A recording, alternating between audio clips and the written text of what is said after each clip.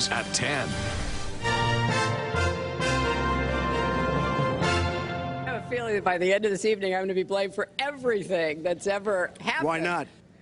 Hillary Clinton and Donald Trump squared off in New York tonight in their first and fiery presidential debate. It did not take long for the sparks to fly. Good evening, I'm Sam Shane. And I'm Christina Janes. We want to hear what you thought about tonight's debate. But first, CBS 13's Adrian Moore is live in the newsroom with tonight's highlights. Adrian?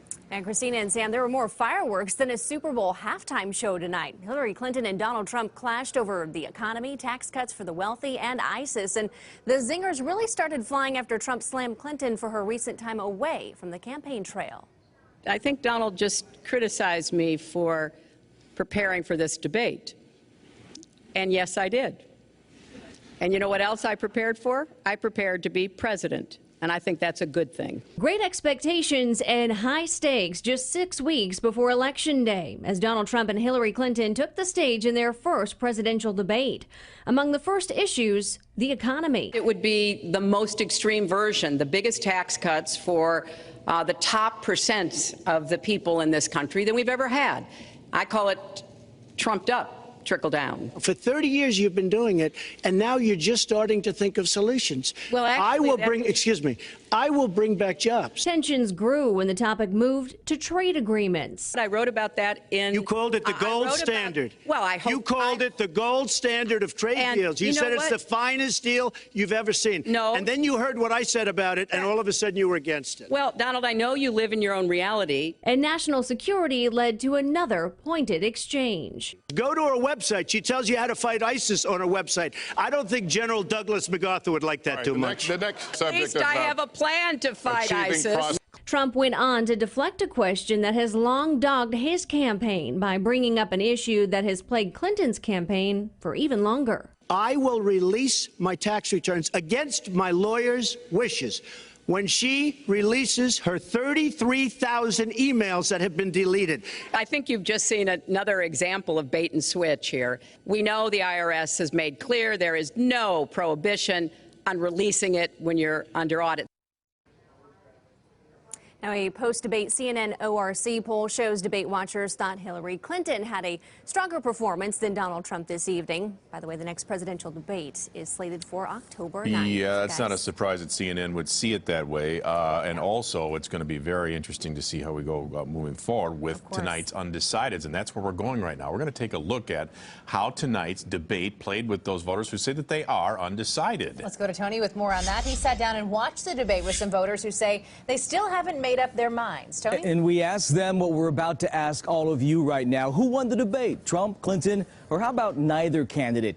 You're about to see your vote in real-time reaction to this question. Here's all you have to do is, Christina holds up the iPad and helps me out with this. It's a real simple process. You go to cbs13.com/vote now on your tablet, your cell phone, your desktop, and simply vote. No need to log in, no password to remember. cbs13.com/vote now is all you need. It takes just seconds. Now, we're going to leave the question on your screen during our campaign coverage tonight, and you'll see the results change as the votes come in. Right now, in the first few seconds, again, we're going to be having the votes move in as the question stays up on the screen. Now, as we watch those change throughout the night here, here's the question we posed to undecided voters tonight. Did tonight's debate change anything?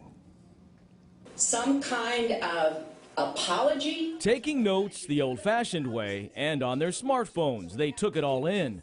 A half dozen local undecided voters listened closely.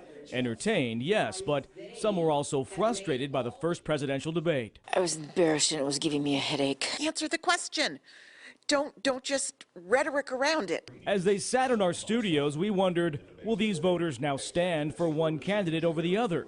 Did they hear enough to make up their minds? Not at all. What was your takeaway from this? Did you think Trump won? Did you think Hillary won? Or did nobody win? Well, I think that the people who are going to vote for Trump, they didn't change anything. The people who want to vote for Hillary, they feel the same way. I was hoping that one of them would really come out on top. All agreed Trump started strong, but didn't maintain that lead.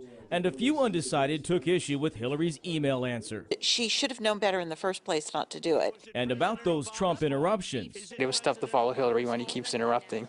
because then you have to listen to what he's saying, and then she's talking about her proposal, so it's tough to follow her. Who looked more presidential tonight? Raise your hands if you thought Donald Trump looked more presidential. Our 6 undecideds thought Hillary Clinton looked the part.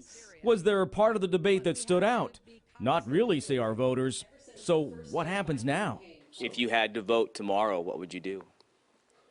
To be honest with you, I wouldn't vote for either one right now. Bottom line for these undecided, there was no home run by either candidate, no aha moment. And yes, they do plan to watch the remaining 2 debates. Let's check the real-time reaction. I look at the screen and see the answer right now is Hillary Clinton, 60%. But again, those numbers are going to change as the question stays up there. CBS13.com/vote now. Get on and chime on in. That's exactly what Bob Schieffer of CBS said tonight. Nobody got swayed either way. Yep. Very interesting results. Thanks a lot for that, Tony. 350 souvenir tickets handed to students at Hofstra University had Hillary Clinton's name misspelled. Instead of Hillary with 2 L's, they had just 1 L on those tickets. The university says the tickets were printed at the last minute for keepsakes for the students who won the lottery. Well, a spokesperson says the tickets are being reprinted. Well, Sac State graduate Lester Holt's performance as debate moderator, or lack thereof, is being questioned after he seemed to lose control and disappear, and Twitter took notice. One person asked, is Lester Holt still there? Another just grabbed some milk from the fridge, and sure enough, Lester Holt's picture is on the side of the carton. And yet another, he's at Starbucks. Do you need anything? Well, again, we want you to weigh in on the first debate of this presidential election. You can head to CBS13.com/vote now using your smartphone, your tablet, or your computer. And we're going to have the changing vote results up on the screen, as you can see, during our campaign-related stories. And the final results are going to come up at the end of the newscast, which is coming up very shortly from now.